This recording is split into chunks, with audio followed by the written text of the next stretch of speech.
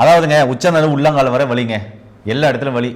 L1, L2, L3, L4, L5 disk complaint ஆகிருக்கு, இல்லை புடகல் வலிக்குது, மூட்டு வலிக்குது, முதுகு வலிக்குது, ஜாயிண்ட் பெயின் எல்லாம் வலிக்குதுன்றீங்களா? எல்லா வகையான வலிக்கும் சித்த மருத்துவத்தில் ஏதாவது கஷாயங்கள் இல்லை சூப்புகள் இருக்கா அப்படின்னு சொல்லி கேட்டேன் சார்கிட்ட.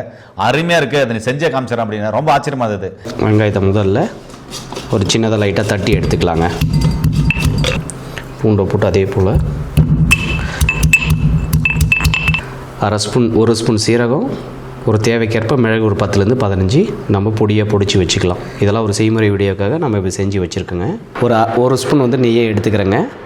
நெய் வந்து எதுக்காக போடுறாங்க அப்படின்னா, நெய்ப்புத்தன்மை உடலுக்கு தேவை. இந்த நெய்ப்புத்தன்மை கொடுக்கறதுனால மூட்டு முழங்கால் இந்த மாதிரி தேய்மானத்துக்கு நெய்ப்புத்தன்மை நிறைய தேவைப்படுது. முடக்க அறுத்தான்னு சொல்லி முடக்கற்றான், இது வந்து மூட்டு முழங்கால் இடுப்பு வலி இடுப்பு தேய்மானத்தை தடுக்கிறதுக்கு முடக்கறுத்தான் கீரை ஒரு கைப்பிடி அளவுக்கு போட்டு நெய்யோடு இணைத்து இதை நம்ம செய்ய போகிறோங்க. இது நம்ம மூட்டு வலி முழங்கால் வலிக்கு ரொம்ப சிறந்த ஒரு நிவாரணியாகவும் இதை நம்ம செயல்படுத்துறதுக்கு நம்ம டெய்லி அன்றாட ஒரு சூப்பு வடிவத்தில் நம்ம செஞ்சிட்ருக்குங்க. இதை பச்சையை மாறாமல் அப்படியே வணக்கிக்கணும் நெய்யில்.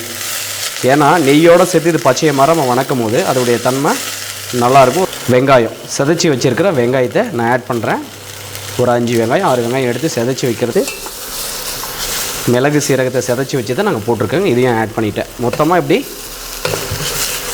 டெய்லியும் வீட்டில் செஞ்சுக்கலாம். இது வந்து பாருங்கள், அளவு பார்த்துக்கோங்க. இந்த மாதிரி ஒரு 2 டம்ளராக வச்சு ஆட் பண்ணி